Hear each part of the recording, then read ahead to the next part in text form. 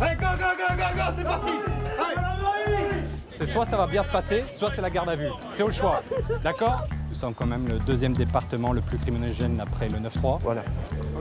Voilà, bonjour monsieur, vous allez me suivre s'il vous plaît. En Guyane, c'est l'Amérique du Sud, donc moi je me sens comme un Américain. Qui c'est le capitaine?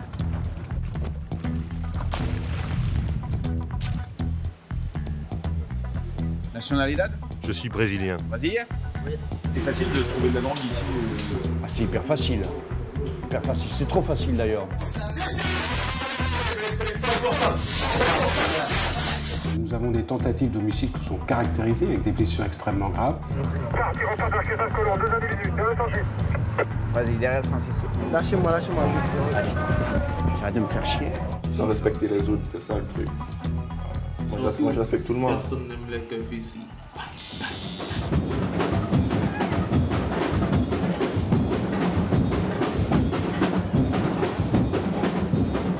Depuis bien longtemps, dans l'imaginaire métropolitain, la Guyane, c'est le bagne, l'esclavage, la jungle. Alors, dans l'Hexagone, Cayenne a mauvaise réputation. Ici, on est en Amérique du Sud. Rien ne ressemble à la métropole. Et pourtant, nous sommes dans le plus grand département français. Il est juste à 7000 km de Paris.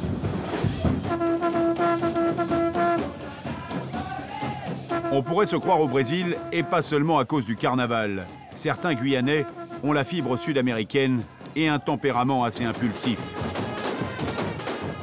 Cayenne arrive en tête des villes françaises au classement des violences contre les personnes. Coups et blessures, vols, agressions, braquages, homicides. En 2012, il y en avait 4 fois plus que dans la région de Marseille.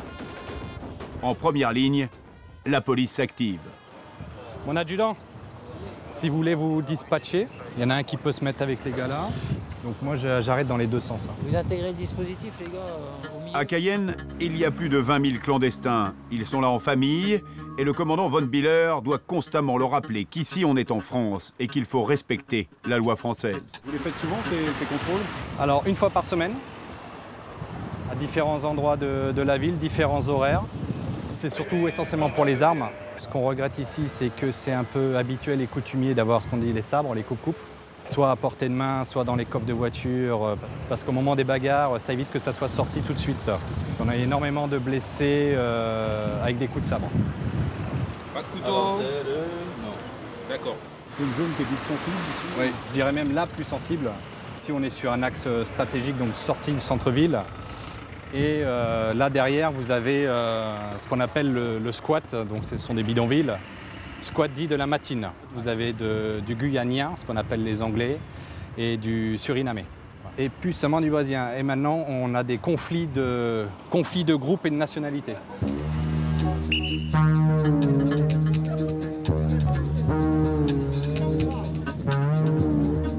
Comme partout ailleurs, les jeunes Cayennais prennent vite de mauvaises habitudes.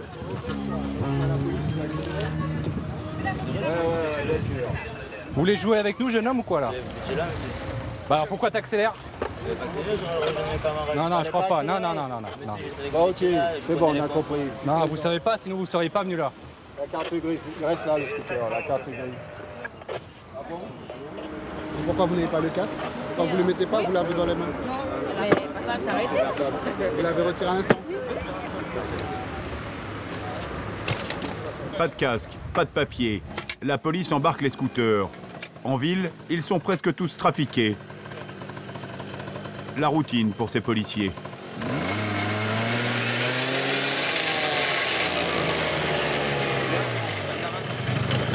Donc ça, plus le défaut d'assurance, ça va faire l'objet d'une mise en fourrière et d'un démontage avec saisie administrative des pièces qui ont servi à augmenter la puissance du moteur. Là, il est monté à 140 km/h. Normalement, d'origine, il monte à peu près à 60 km/h. Et la réglementation française, c'est on doit rouler à 45 km/h. Ça fait 2 motifs pour aller en fourrière.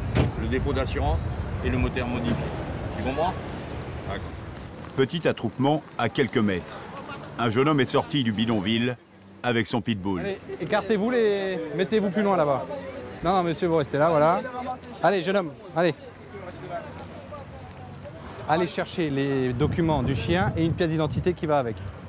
Il faut que je vérifie que vous avez le droit d'en avoir un également. C'est un chien de catégorie 1, pitbull.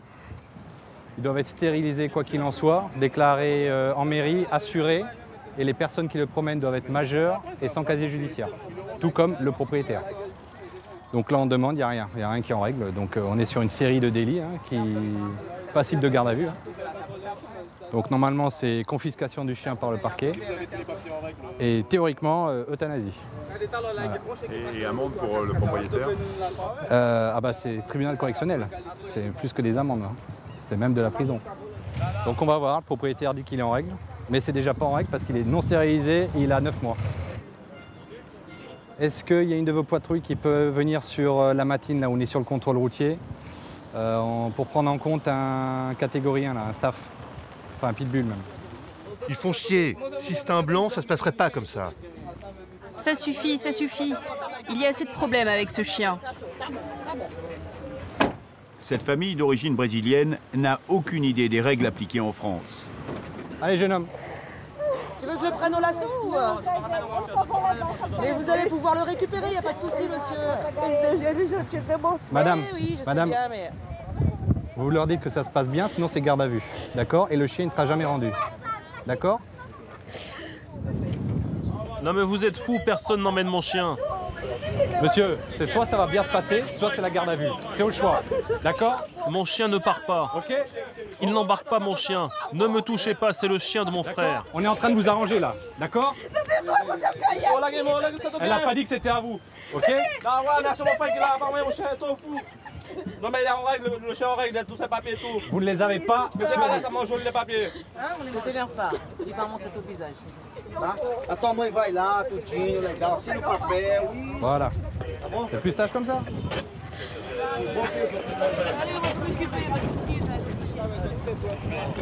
Carnet de vaccination, vaccination en règle. Vai lá no veterinário, tudinho. Et vous serez obligé d'aller le faire stériliser. On est d'accord? Sur ce genre d'histoire, ça aurait pu, en métropole, ça serait monté beaucoup plus haut encore. Je pensais que ces chiens sont utilisés pour des combats ici. Non, ici, non, ici, il n'y a pas ça. Pas de combat non plus pour le chien de François Besse, mais beaucoup de travail. Hey Cook, hop, Cook. Cook travaille pour la douane.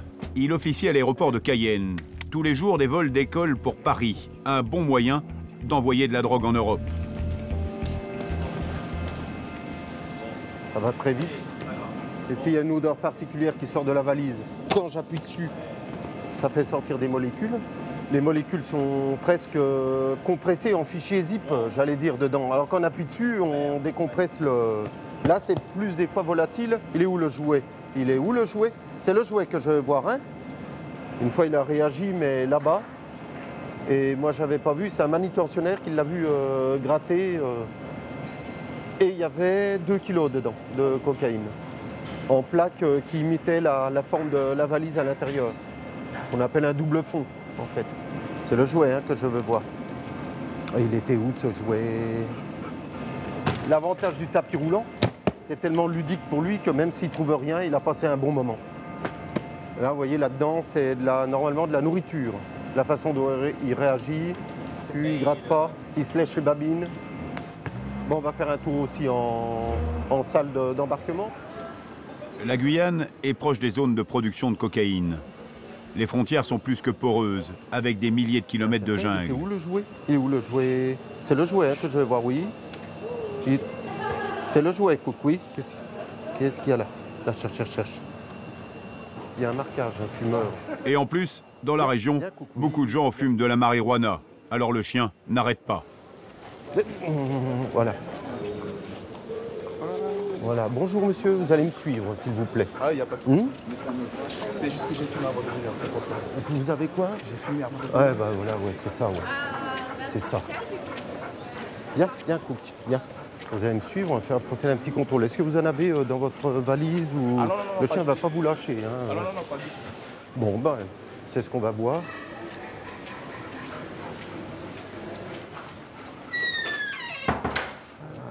Est-ce que vous avez quelque chose dans le slip? Le sachet d'herbe ou tout ça, on a l'habitude de trouver là. J'ai rien, franchement, j'ai rien. Je suis venu en vacances. Le flair du douanier avant l'embarquement. Bonjour monsieur. Montrez-moi votre carte d'embarquement. Merci. Avez-vous des marchandises à déclarer à la douane? Rien du tout. D'accord. Ce n'est pas une question de look, mais plus d'attitude. Monsieur? You come this afternoon from Saint-Laurent? Yeah. With Taxico? D'accord.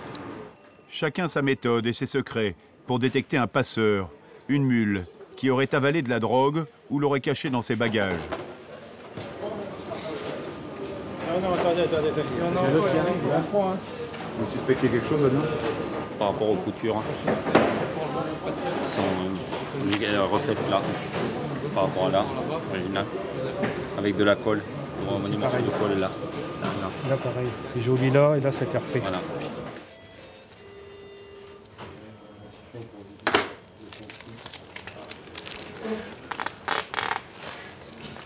Moi avec du carbone hein, pour essayer que ça ne se voit pas quand ça passe à la machine à rayon X.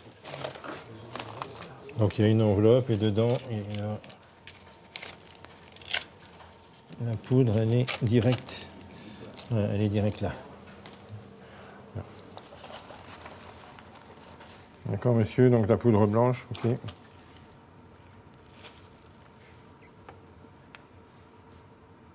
Si ça verrou bleu, c'est de la cocaïne. Voilà, donc bleu. Monsieur, donc il est 20h25, vous êtes mis en retenue douanière à compter de ce jour 16 janvier à 20h25 dans le cadre d'une procédure concernant un flagrant délit douanier constitué par des faits d'exportation sans déclaration portant sur des marchandises dangereuses pour la santé, moralité, sécurité publique, en l'occurrence des stupéfiants.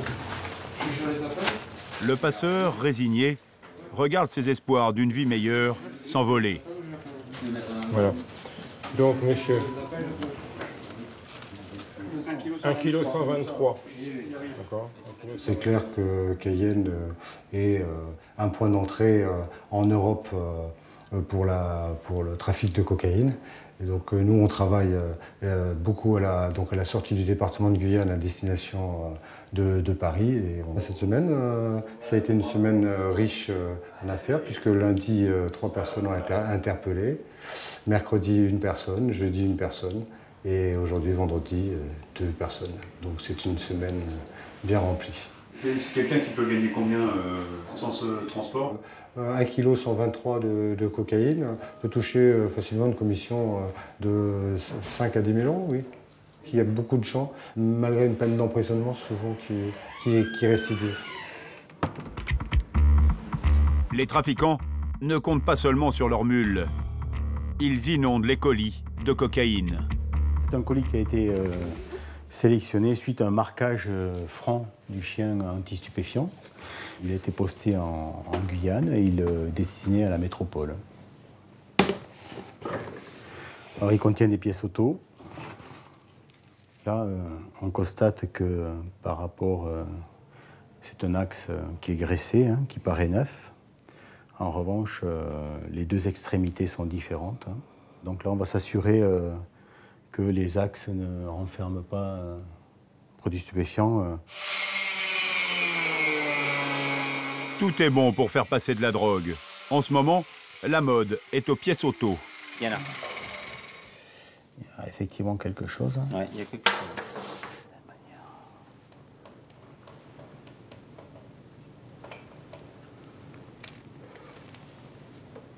Voilà, bon, là, tout ça, ça va. Alors voilà, donc là, vous avez la réaction très caractéristique de la cocaïne en présence de ce test, quoi. En fait, un bleu vif, un beau dosage, je pense que ça, c'est une cocaïne bien pure, quoi. Au niveau du fret ou du colis postaux, on l'a saisi, je veux dire, souvent. Je ne dis pas quotidiennement, mais souvent. On dépasse les 200 kilos sur une année en cocaïne, oui. Le gros marché, quand même, c'est l'Europe. On est proche de pays de production, de la zone de production, donc on est un pays de transit. C'est la bonne qualité, celle-ci. Hein. On va reboucher, on va reconditionner, de telle manière à ce que le colis reparte et éventuellement, si c'est possible, attraper le destinataire. À la nuit tombée, les rues de Cayenne se vident. Et dès que l'on s'éloigne un peu du centre-ville, les lumières disparaissent. Comme tous les soirs, les policiers de la BAC sont sortis. Dans cette ville d'à peine 60 000 habitants, ils connaissent tous les recoins. Vous y reconnaissez dans ce genre de village? Ah bah oui. On connaît bien ici. Qu'est-ce que vous avez sur vous? Ce quartier s'appelle Chicago. Il ne vit que la nuit.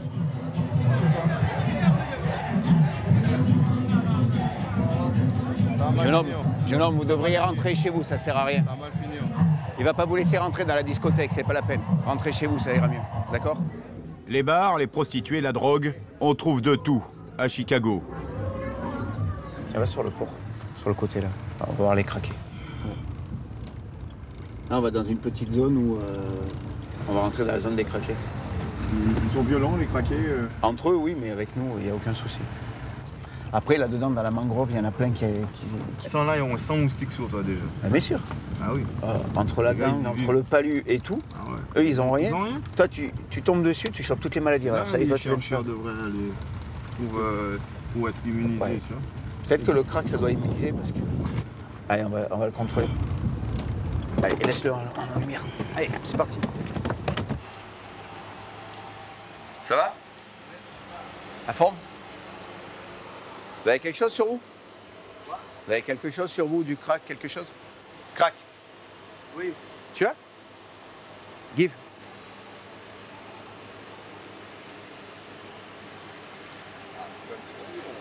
On a 3 déjà. Nationalidad? Je suis brésilien. Oui. Ici, pour eux, c'est bien. Quoi. Avec 3 fois rien, ils peuvent s'envoyer en l'air en permanence. Là, il y en a pour... Il n'y a pas 10 € là. Tu l'as acheté où ça? Je l'ai acheté à Chicago, À qui tu l'as acheté? à un Rasta du Suriname. Il y en a beaucoup. Oui, voilà. Anglais Rasta. C'est un Anglais, ton gars. C'est pas un Dominicain, c'est un Anglais. Non, anglais. Anglais. Anglais.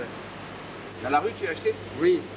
Mais c'est parce que... En fait, quand j'y suis allé, il y a un monsieur qui m'a interpellé. Et toi, viens me voir. Là, il y en a 3. J'ai acheté un seul caillou que j'ai coupé en 3. Ah, c'est toi qui l'as coupé? Oui. C'est pour fumer un peu plus. Mais Tu vois, pour 5 €, c'est un gros caillou. T'as perdu. T'as perdu. C'est le jeu, hein? On va pas t'emmener ce soir. Parce que tu nous as donné des renseignements, donc on te laisse là tranquille. D'accord? Il n'y a pas grave. Tu l'embarques, le pot, ça lui sert à rien. C'est l'autre qu'il faut trouver, l'anglais. Le crack, c'est la drogue du pauvre. À Cayenne, il y en a partout. Et les consommateurs sont de plus en plus nombreux. Les bars se remplissent. Eric Rickenmayer, le chef de la BAC, connaît déjà la suite. Ça va commencer à s'animer. Et là, il va y avoir une population de jeunes qui viennent écouter de la musique. Et généralement, ça se finit toujours par des bagarres, des jets de bouteilles. Arrête-toi. Arrête. Jeune homme, vous levez s'il vous plaît, venez avec moi sur le côté. Venez avec votre joint, vous le mettez sur le côté avec moi. Comprenez ce que je vous parle? Venez avec moi sur le côté s'il vous plaît. Vous êtes en train de fumer du stupéfiant, donc venez avec moi sur le côté s'il vous plaît. Lâchez-moi. Tu arrêtes de me faire chier. Là, c'est bon. Je vous ai demandé de venir. Vous voulez faire le show? Voilà. J'ai rien fait là, qu'est-ce que vous avez? Vous êtes en train de fumer du stupéfiant, donc voilà. Ne me dites pas, vous avez rien, vous savez très bien ce que vous êtes en train de faire, d'accord? Alors vous calmez. C'est ce que vous avez dans vos poches? J'ai rien dans mes poches. Videz vos poches. Tournez-vous s'il vous plaît. Tournez-vous s'il vous plaît. T'en penses? Dans cette zone, dite de la crique, le moindre petit contrôle peut vite dégénérer. Ça rigole plus là? Sors le flash. Ça venait d'où? Ça venait de derrière, c'est ces abrutis qui sont derrière, qui ont balancé une canette juste parce qu'on est en train de faire notre intervention. Ils sont derrière en fait. TN de Baxan, on demande du renfort à l'entrée des bars dominicains de la crique. Reçu? Oui, donc on a reçu 2 projectiles alors qu'on procédait à un contrôle. Ils ne voulaient pas qu'on contrôle leurs collègues, donc ils nous ont balancé 2 canettes. Il y a ceux qui cherchent les embrouilles et il y a la grande majorité des Cayennais qui, ce soir, fêtent dans la bonne humeur les Touloulous. Être Touloulou, c'est se déguiser et être la reine du bal. Il faut qu'on soit méconnaissable. Et donc c'est nous qui invitons les hommes à danser.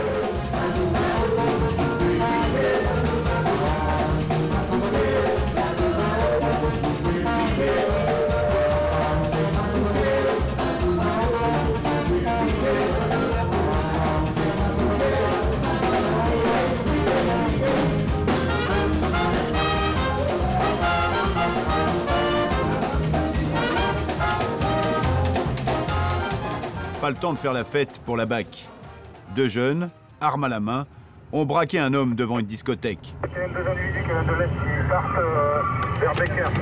Vas-y. Ils repartent vers Québec-Colomb, deux individus, bien attendu. Vas-y. Vous pouvez me rappeler qu'il y a un avec les deux individus. Un coulis avec les cheveux longs, vêtu d'un haut blanc à manches longues. Mettez fort. Un noir, c'est celui qui avait l'arme de poing.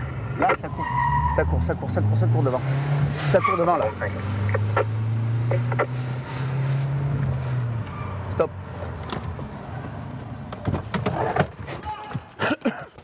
Par où est passé le gars? Un gars avec un t-shirt blanc. Non, j'ai rien fait. Je vais être calme, monsieur, je vais être calme. Je vais être calme, mais bien attendez, monsieur, je vais être calme. Je suis calme, monsieur, je suis un gars qui est calme. T'es calme? Je suis un gars qui est calme. Bien sûr. Tu braques les gens et t'es calme.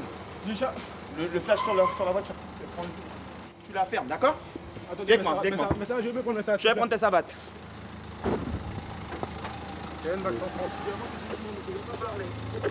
Un interpellé, un autre individu. Si tu bouges, Steph, reste avec lui, je vais refaire le chemin. Maintenant, il faut retrouver l'arme et le deuxième suspect. Après, il faut que je fais ça n'importe où. Ah, voilà le deuxième. Allez, lève-toi. Lève-toi! Dépêche-toi. Allez, dépêche-toi. J'arrive, je rien.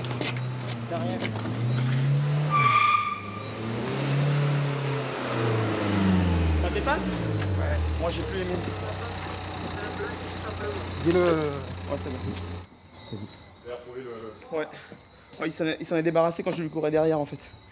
C'est une réplique, hein, en fait. C'est un truc à billes, en fait. Ça fait peur quand même pour ça. Ben oui, si la victime elle se retrouve face à ça, elle se dit que voilà, c'est pas un fou. En plus, il tient même pas. Ils ont mis du scotch. On dit que c'est toi. C'est toi qui avais le flingue. Regarde, le flingue, il a ton flingue. C'est toi qui as braqué. Le gars, il t'a reconnu. Tout le monde t'a vu. Tout le monde vous a vu. C'est clair. Ouais, je veux bien. C'est avec mes collègues. Fais attention, il a été palpé.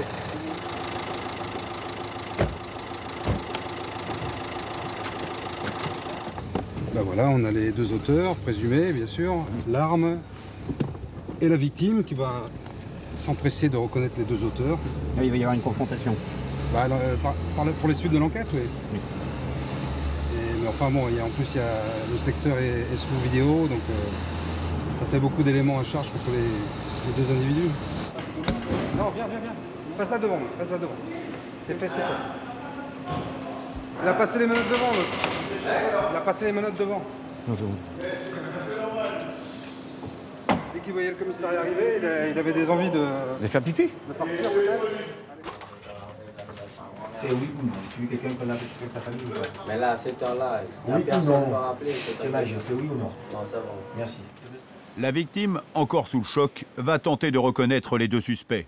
Le grand, j'ai des doutes, mais le petit, je suis sûr que c'est pas lui. Je vais regarder. Tiens, tu surveilles? Alors? Le grand, je pense pas, à moins qu'il... C'est marrant parce qu'ils ont reconnu tous les deux. Ils ont reconnu tous les deux? Oui, ils ont reconnu tous les deux vous avoir attaqué. Le grand, ouais. Voilà. Après, voilà, là, c'est dans l'état où ils étaient quand ils vous ont agressé. Ok? Ok. Allez, pour moi, c'est bon. Sorti pisser, et il y a deux gars qui sont arrivés, un semi-auto et l'autre, il m'a dit fais voir ce que tu as dans le portefeuille, machin, il s'est servi. Il a regardé mon téléphone, ça lui plaisait pas, c'était pas un iPhone, il me l'a laissé, et puis ils se sont barrés. Tout simplement. Donc vous avez vu une arme, vous avez eu peur? J'ai pas eu peur, j'ai géré la situation. J'ai dit bon, il a une arme, j'en ai pas, je suis pas G.I. Joe, voilà. Après j'ai eu un moment d'hésitation, j'ai dit qu'est-ce que je fais? Je prends le sable dans ma voiture, je fais le tour, je leur tombe dessus. J'ai dit ça sert à rien, le 17, la police, ces messieurs ils sont payés pour ça. Souvent ces petits jeunes, on les a vus monter tout doucement. Ils ont commencé par des petits arrachages de chaînes pour les dames âgées, pour les petits jeunes qui passaient. Ils ont commencé aussi sur des téléphones portables, ils ont tout arraché. Puis ils ont pris confiance en eux et petit à petit ils sont montés jusqu'à se munir d'une arme et de monter au braquage, quoi. Voilà, c'est le cheminement normal sur Cayenne. Fin de nuit. Le calme semble revenu sur Cayenne. C'est l'heure où les gendarmes prennent le relais. Donc demain matin, nous sommes missionnés par la compagnie pour une opération dans le cadre d'un trafic de stupéfiants. Pour info, la tête du réseau, la nourrice et le transporteur. Je veux le 14 janvier pour 6 h mener un assaut fulgurant sur les domiciles des targets.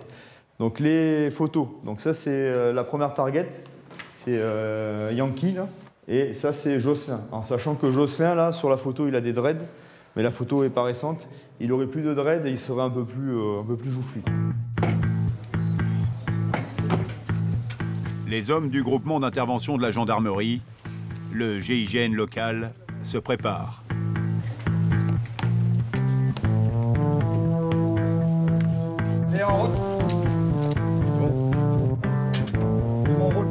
Rien ne doit être laissé au hasard. Les trafiquants sont souvent armés, ils ont des guetteurs. Il faut être discret et aller vite. Allez les gars, on se met dedans de suite, on réfléchit à ce qu'on a à faire. On a 2 minutes de trajet, on est sur l'objectif. Vous débarquez, on temporise, on forme la colonne et une fois que la colonne est formée, on monte. Ok, avance, là. Ok, top. Ok, progression.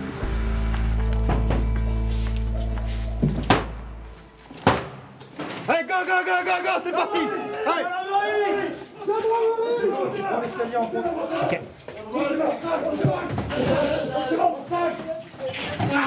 Ok, il target à gauche. Sortez-le, sortez-le, sortez-le. Calmez-vous, calmez-vous. C'est quoi ton nom? Ok, sortez-le. C'est lui? On va confirmer. La terrasse, tout ça, c'est ok? Le groupe d'intervention sécurise les lieux et va bientôt passer la main aux gendarmes chargés de l'enquête et de la procédure.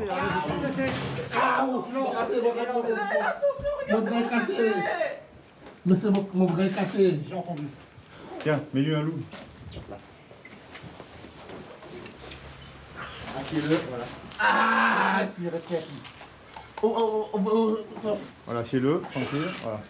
Voilà. Il y en a qui me filme de me bien fouiller la piole là. Qu'on puisse envoyer le maître chien un peu. Le maître chien? Oui. Monsieur, taisez-vous s'il vous plaît. Elle sera pas dans la chambre, on vous sortira. Bonjour monsieur. Bonjour.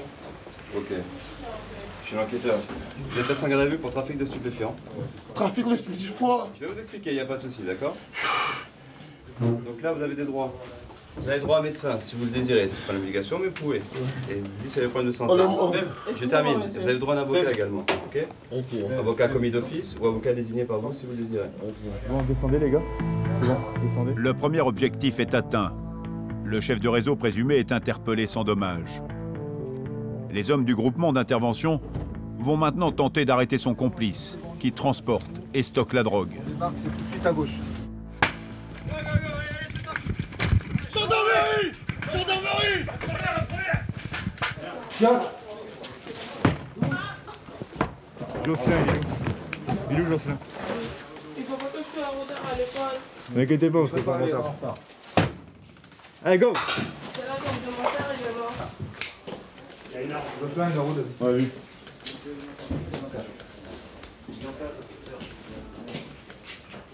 C'est fréquent qu'il y ait des armes. C'est régulier. Hein. Encore là, bon, en regardant de plus près, c'est vraiment une arme de chasse. Habituellement, ils sont tous à canoncier, quoi. Comme ça, ils les mettent dans des petites sacoches là, qu'ils mettent en bandoulière et ils peuvent faire des braquages avec. Quoi. Le deuxième suspect est interpellé. Succès total ce matin pour les gendarmes. Donc à 6 h, on a tapé le premier objectif dans le cadre du trafic de stupéfiants. Et ensuite, on s'est déplacé sur le deuxième objectif où on avait mis en place d'abord un premier bouclage au cas où ça bouge. Et on a interpellé notre deuxième objectif. Pour les enquêteurs, pour eux c'est du 100%. Maintenant on attaque les phases de perquisition pour essayer de trouver des stupéfiants et des armes. D'ailleurs on a trouvé une arme sur cet objectif. Ici en Guyane, il y a souvent des interventions comme ça. 2 à 3 fois par semaine. Au milieu des forces de l'ordre cagoulées, les enfants de la maison partent à l'école comme si de rien n'était. Et la perquisition se poursuit.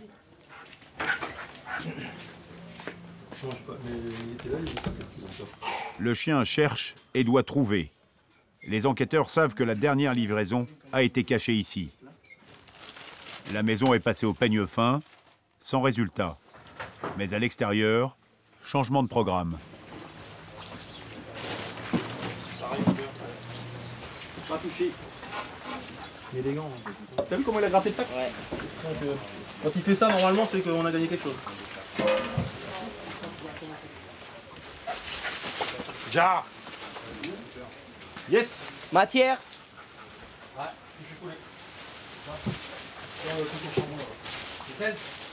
des gros paquets. Ouais. Il faudra le peser. C'était là, juste planté dans les sacs de charbon. D'accord. C'est bon, Christelle? Ouais, c'est bon. Donc, c'était dans ce sac-là? Voilà. Et dans le cabanon hein. Ouais, mais on va vérifier. Ouais, on verra plus tard. On a un bout de temps pour en discuter ensemble. Dans le local à charbon. C'est bon? Alors, tu le masques et on le met dans le film.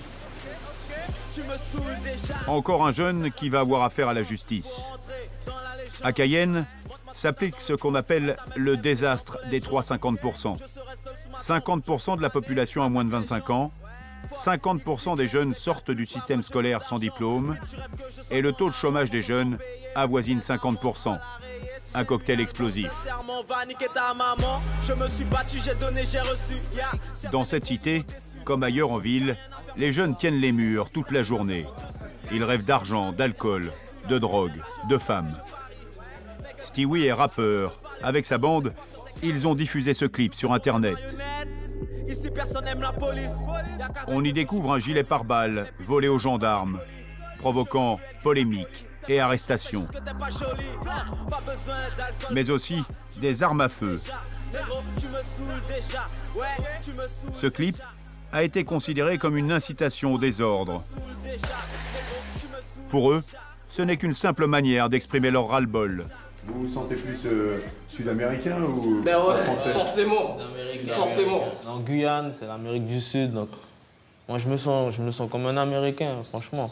Donc il y a un tas de phénomènes qui fait que c'est difficile en fait, je vais dire, aux Guyanais de s'intégrer dans le système français.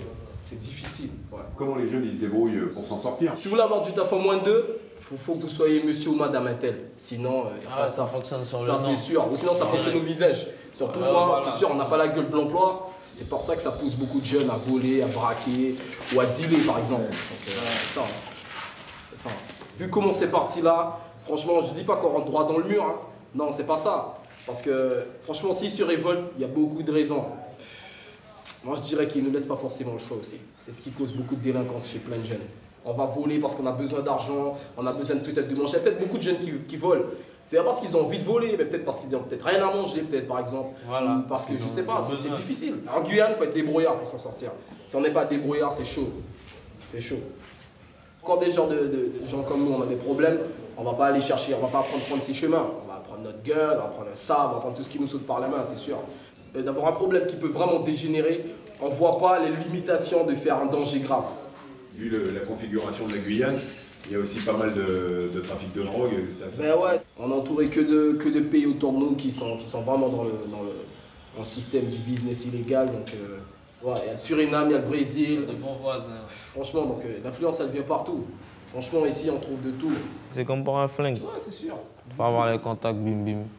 Oui, c'est facile de trouver une arme ici. Ouais, oui, à l'aise. Et s'il y en a parmi vous là, qui sont recherchés par la police ou pas? Pas à notre connaissance. Tu me saoules déjà. Tu me saoules déjà. La débrouille, le respect par la violence. Des clichés tout droit venus du rap américain. Dans cet appartement, on se fait tatouer et on aime jouer les gros bras. C'est facile d'avoir une arme? C'est facile. Il y a le Brésil et le Suriname. L'armurerie? Facile. Vous savez déjà comment ça fonctionne dans le monde. Une fois que vous avez de l'argent, vous obtenez ce que vous voulez. L'argent fait tout. L'argent fait tout. Sans papier. Ça vaut combien une arme? Comme ça? Ouais. C'est 150, 120. Voilà. De l'autre calibre, c'est 300. Et si vous allez au Suriname, vous pouvez trouver des 38 en boîte. Mais ça, par contre, avec des gilets pare-balles, 400 € des gilets pare-balles. C'est 500 ça. Et c'est important d'avoir une arme ici. Pour se défendre. Vous en êtes déjà servi? 2-3 fois.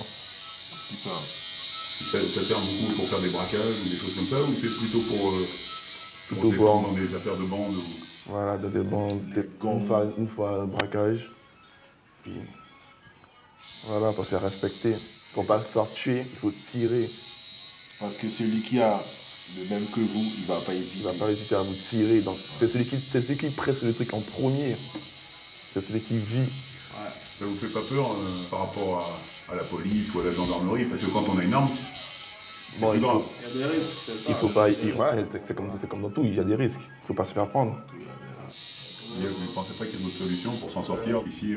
Mais le monde, c'est comme ça qu'il fonctionne. Moi, je respecte tout le monde. Personne n'aime les keufs ici. Moi, je respecte tout le monde, mais il ne faut pas me chercher non plus. C'est le truc. Appel à la violence contre les forces de l'ordre ou simple provocation. Tous ces excès finissent généralement au palais de justice de Cayenne. Le tribunal dirigé par Bruno Lavieille manque de personnel et de moyens. Il croule sous les affaires. La spécificité peut-être ici, c'est que nous avons un tribunal qui fonctionne essentiellement sur le pénal. C'est difficile de vous donner un chiffrage, mais grosso modo, on est à peu près d'accord, je pense, avec monsieur le procureur pour dire que 60, 65, 70% de l'activité de la juridiction, c'est du pénal. Ce qui n'est pas du tout le fonctionnement des juridictions métropolitaines. Et le pénal, c'est du chiffre. Le pénal, c'est des masses de gens à juger pour des faits de violence, pour des cambriolages, pour des affaires de stupéfiants, ce sont des mineurs. Et là, effectivement, nous avons une charge de travail qui est beaucoup plus lourde et beaucoup plus sensible qu'en métropole. Et comme ici, tous les délinquants sont armés, le sentiment d'insécurité est réel chez les commerçants.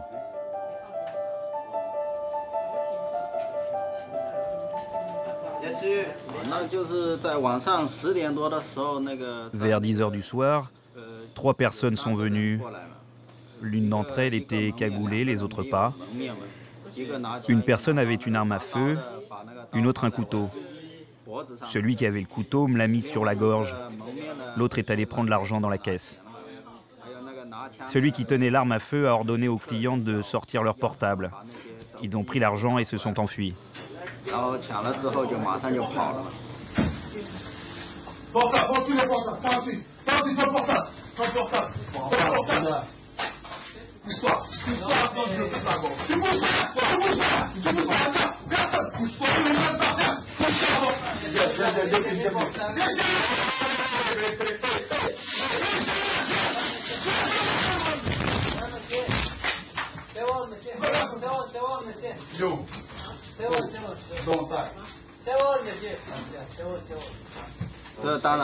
Bien sûr que ça fait peur.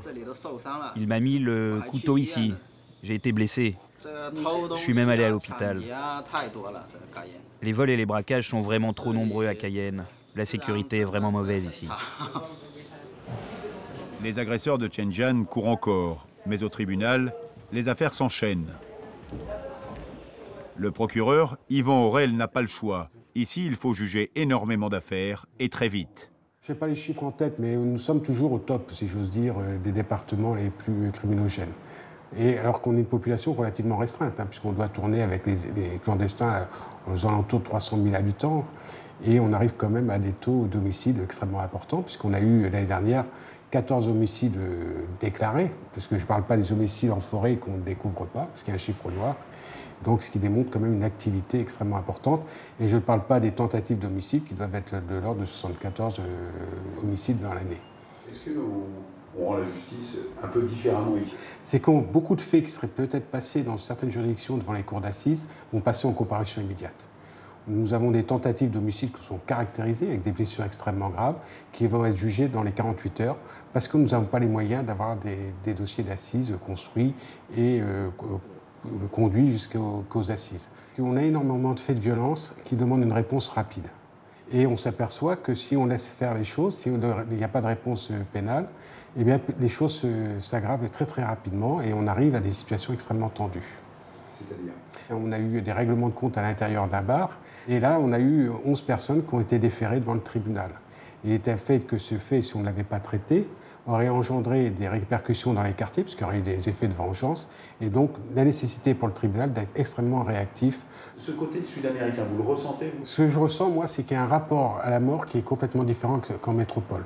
C'est-à-dire qu'on va avoir un règlement de compte à coups de sabre pour des choses tout à fait vénielles, extrêmement graves et peu de culpabilité de la personne qui a blessé son adversaire.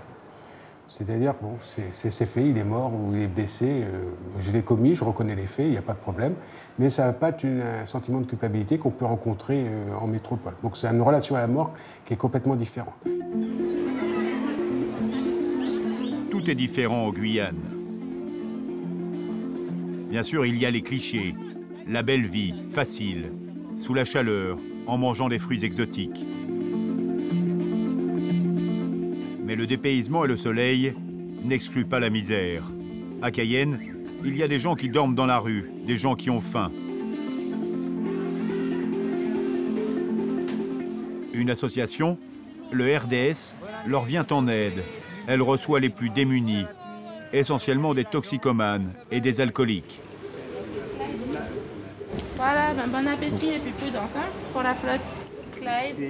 C'est en fonction de leur consommation, puisque c'est vrai qu'il y en a qui arrivent dans de bonnes dispositions, mais parfois le produit modifie leur comportement, donc on est obligé en fait de s'adapter à leur comportement. Parfois on est obligé aussi de se protéger, mais bon, ça se passe généralement bien, puisqu'ils sont habitués avec nous, on essaye de créer un contact assez intéressant avec eux. Nous sommes vraiment la seule structure qui les accueille sans condition.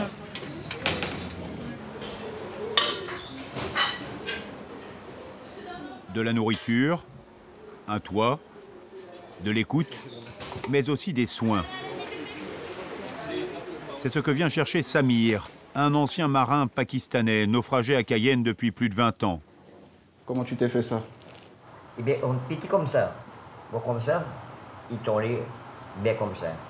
Je vais te refaire le pansement. On doit prendre un rendez-vous pour aller regarder ça. Vous avez beaucoup de soins à faire comme ça? Comme ce sont des personnes qui sont SDF, la plus petite plaie, ça peut s'infecter et ça s'aggraver, donc on essaie de prévenir le plus que possible. Il faut arriver déjà à les motiver à se soigner. Ils ne voient pas l'importance de le faire dans l'immédiat. C'est le plus souvent quand c'est déjà bien aggravé qu'ils se présentent. Et après, c'est à nous de mettre des stratégies en place pour pouvoir les avoir à l'œil, quoi. Ça, tu vas le garder, tu vas passer nous voir demain matin. Tu pourras? Je ne prends pas de drogue. Je suis alcoolique. Et vous essayez d'arrêter l'alcool? Oui, sinon, je vais mourir. N'oublie pas, hein, demain tu reviens. Ok? On a beaucoup d'addicts au crack. Parce que malheureusement, le crack en Guyane est beaucoup moins cher que dans l'Hexagone. 4 à 5 fois moins cher. On a un tourisme malheureusement qui est en train de se développer autour du sujet. Donc ça, c'est extrêmement préjudiciable. On a qui vivent là depuis une quinzaine d'années. On essaye de plus en plus de leur faire comprendre qu'ici, on ne peut pas et on ne doit pas mourir ici. D'accord? Même si on a une petite cinquantaine d'années, il existe encore des possibilités pour travailler, pour trouver des stages. Le plus difficile dans ce cas-là, c'est faire comprendre, ça n'est qu'un lieu de transition. Monsieur Djorkevich ne pensait jamais pousser cette porte. Il ne se voyait pas comme les autres toxicomanes, et pourtant, c'est ici qu'il a ressuscité. La difficulté pour arriver, c'est de taper à la porte, quoi. On a quand même une certaine dignité. Voilà, ce qui hésite, moi, personnellement, ce qui m'a fait hésiter, c'est de retrouver des personnes que j'ai pas l'habitude de côtoyer et que je ne pensais pas faire partie. Comment ça se passe aujourd'hui? Est-ce que ça va mieux? J'étais un peu en perdition, beaucoup en perdition. J'avais perdu de vue mes enfants et ma famille. J'ai pu les retrouver, des enfants que j'ai au Canada, que j'ai en Argentine. Comment vous êtes devenu addict à la cocaïne? J'ai commencé à consommer de la drogue sur le tard. Voilà, j'avais une bonne position sociale, j'avais de bons métiers. Et il m'est arrivé une grosse dépression du fait de 2 décès de ma famille qui ont été 2 décès de suite, quoi. Alors, grosse dépression, tentative de suicide. Et puis après, la drogue m'a noyé, m'a mis la tête sous l'eau. Mais je peux dire aussi que ça m'a sauvé la vie. C'était un refuge, la drogue. Ça vous aide à surmonter beaucoup de choses. C'est facile de trouver de la drogue ici Ah, c'est hyper facile. Hyper facile. C'est trop facile d'ailleurs. Et vous pensez que vous êtes sorti d'affaire aujourd'hui? Je touche du bois. Faut jamais dire jamais plus jamais, mais je fais tout en ce qui concerne rétablir ma situation, ma vie. C'est vrai que ça fait maintenant quelques mois que je suis au RDS. Donc si tu peux nous raconter un peu comment ça s'est passé, de flash ou... En une journée, ça pouvait aller 50, 100. Pour un consommateur, même ceux qui sont dans la rue là, moi je dis, par jour, ils doivent dépenser au moins 50 € le minimum. Mais ça peut aller au maximum, plus de, des fois il y a 100, 200 €. Cayenne, c'est la France. Et sur ce continent rongé par la pauvreté, ils sont des milliers de clandestins à s'installer ici chaque année. Un afflux difficile à gérer pour l'adjoint au maire chargé de la sécurité. La Guyane, c'est la vitrine de la France, c'est la vitrine de l'Europe en Amérique du Sud. Nous avons des voisins au Suriname, au Brésil, qui ont des niveaux de vie qui n'ont rien à voir avec ce que l'on a. Et venir à Cayenne, venir en France, parce que quand ils viennent à Cayenne, ils viennent en France, cela peut représenter encore pour beaucoup l'Eldorado. Malheureusement, souvent ce n'est pas le cas. Les personnes qui vivent dans les squats, souvent se livrent à des trafics en tout genre. Il y a aussi de la prostitution, mais vraiment une prostitution très sommaire, dans des conditions d'hygiène, on va dire, déplorables. Et à partir de là, nous devons prendre des mesures. Actuellement, la municipalité a entrepris de détruire ces bidonvilles. Mais à Cayenne, le moindre terrain inoccupé, la moindre colline est tout de suite squattée. En quelques heures, des dizaines de baraques en tôle poussent. Et peu importe la boue, le manque d'hygiène, les risques d'éboulement.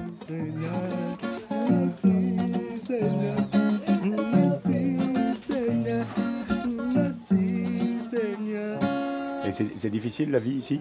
Ouais. Oui. Beaucoup difficile. Pourquoi c'est difficile? C'est pas facile pour personne qui travaille. Beaucoup de problèmes de l'argent. Et c'est très difficile. Tout est difficile pour les étrangers qui viennent d'autres pays. Qui viennent de l'autre pays.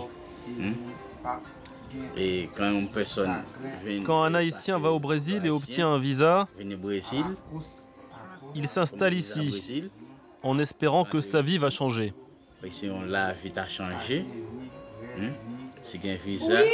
La préfecture ne lui donne pas de papier pour percevoir les aides de l'État. Il n'a droit à rien. Et la maire de Cayenne dit que ça ici, il va falloir détruire les maisons. Ça, je ne suis pas au courant. Vous connaissez pas ça? Non, pas connaître ça. C'est possible. On ne peut pas craser pour laisser des gens dans la rue. C'est normal. Même si on te donne une maison, il faudra payer. Oui, même si c'est pas beaucoup. Et si ce que tu avais, tu l'avais investi dans cette maison, où est-ce que tu vas trouver des sous pour en faire une autre et la payer à nouveau? Ce n'est pas le fait d'écraser ma maison qui est important. C'est ce que je possède. Je suis sûre que c'est à moi. Alors s'ils démolissent ma maison, comment et où je vais trouver des sous pour payer une nouvelle maison? Ils sont juste passés recenser et relever les noms et dire qu'ils vont démolir, mais ça ne s'est jamais fait. Ça jamais fait. J'habite, mais ce n'est pas une maison, c'est une cabine. Une maison, c'est une grande maison qui est très jolie, mais ça, c'est pas joli. On dépannage pour habiter, pas de travail. Qu'est-ce qu'on peut faire pour habiter, pour fonder une maison jolie?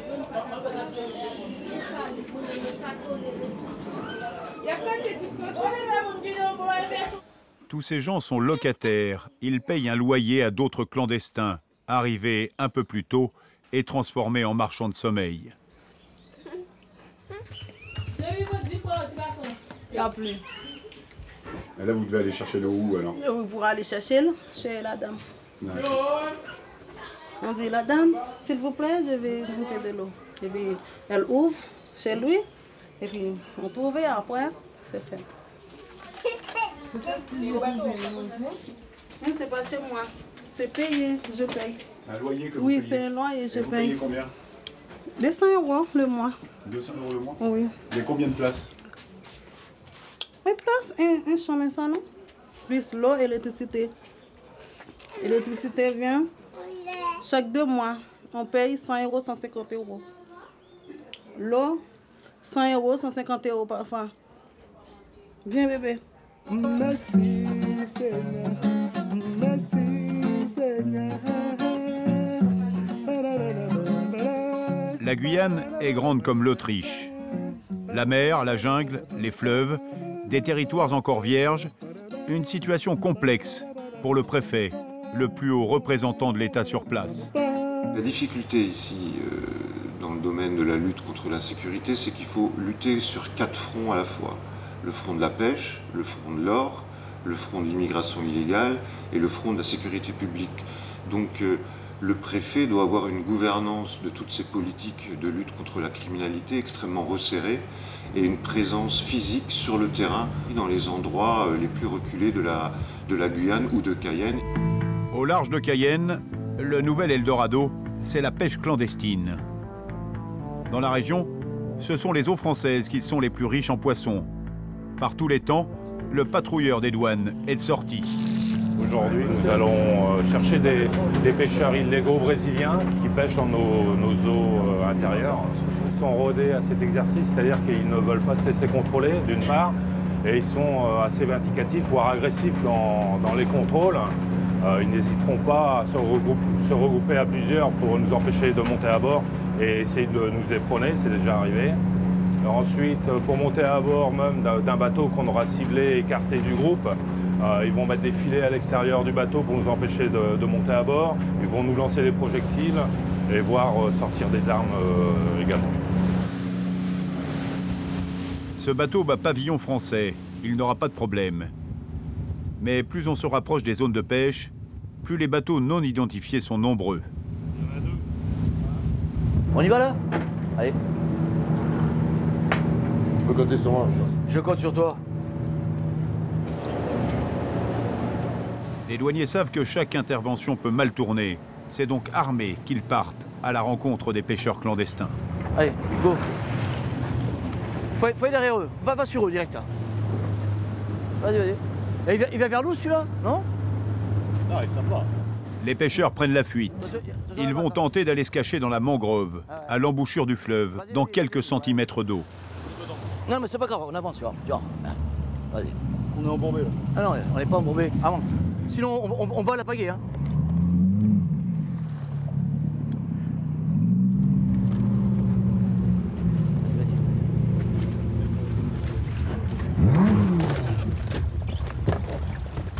Qui c'est le capitaine? Adonji, capitaine. Capitaine, aqui na Sinaloa, Ok, papel. Ouais, papel. Non, papel. Il n'y a pas de capitaine, ils n'ont pas de papier, ils ont rien tout. Celui-là, c'est là-bas. Il y a plein de poissons. Donc, ce qu'on va faire, tu vas te mettre comme ça, tu vas pousser le bateau de l'avant comme ça. Il faut absolument que la pointe, elle parte vers l'extérieur. Ouais, il y a la bouture de là-bas. Qui mette le moteur en route, hein. Dans la base pour pas que nous on vienne les prendre. Et après ils attendent donc la marée haute et ils se dégagent. Mais là on était plus fort qu'eux. Moteur, démarre pas. Il va démarrer, s'il démarre pas, on le brûle. Alors démarre le moteur. Bien tirer, parce qu'il faut pas qu'il aille dans la mangrove. Hein. Ouais. Sur le bateau, il ne reste que 3 jeunes pêcheurs. 2 sont âgés d'à peine 15 ans. Retour vers le patrouilleur pour vérifier les papiers, le chargement et lancer la procédure. C'est bon. C'est bon, ok. Vire. Vire devant aussi. Les cales sont pleines de poissons. Les marins brésiliens doivent tout rejeter à la mer. Des jours de travail, pour rien.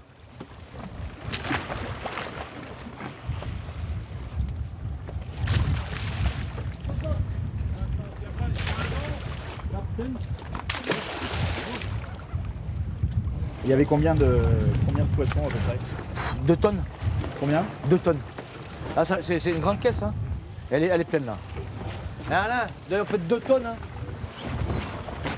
Après les poissons, la glace subit le même sort. Tout ce qui pourrait leur permettre de repartir en pêche doit disparaître. On vient du Brésil pêcher ici, prendre du poisson. C'est pour entretenir notre famille et nous aussi. C'est pour ça qu'on mène cette vie de pêcheur. On vient ici pêcher, prendre le poisson pour le vendre au Brésil. On a besoin d'argent. Parce que du côté brésilien, il n'y a pas ce poisson. Il n'y a du poisson qu'ici. C'est du côté français qu'il y a tout ce poisson. C'est pour ça que nous avons pris le risque de venir ici. Le plus vieux des 3 pêcheurs, il a à peine 18 ans, monte à bord du patrouilleur pour un interrogatoire qui s'annonce difficile. Tu parles anglais? Non, je parle que brésilien. Seulement le Brésil? Brésil. Seulement au brésilien. Le brésilien. Combien de temps? 2 jours. 2 jours. Et les autres bateaux, combien de temps? Quand on est arrivé, l'autre bateau était déjà là. Après? Ok. Les autres bateaux sont venus après. Le capitaine a été dans l'autre bateau. Où c'est? Ok, vous signez ici. Procédure? Signe. Je sais pas écrire. C'est pas signé. Une croix. Une croix.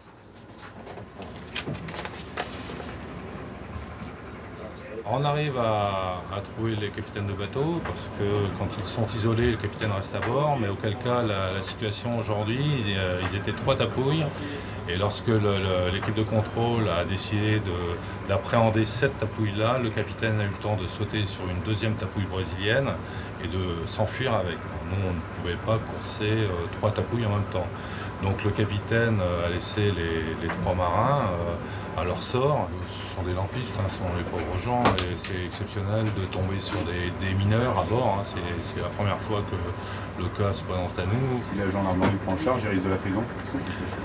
Alors là, la procédure sera plus lourde avec la capture du moyen de transport et également des personnes qui seront après jugées si la situation le permet en comparution immédiate. Et là, le capitaine risque de la prison. Ouais. Faute de capitaine à bord, les douaniers laissent repartir ces jeunes pêcheurs, sans glace pour les frigos, ni poissons dans les cales. Ils n'auront droit qu'à un peu d'eau et d'essence, juste de quoi rentrer au Brésil. Mais dans quelques jours, ils seront de retour. La Guyane et Cayenne font toujours rêver.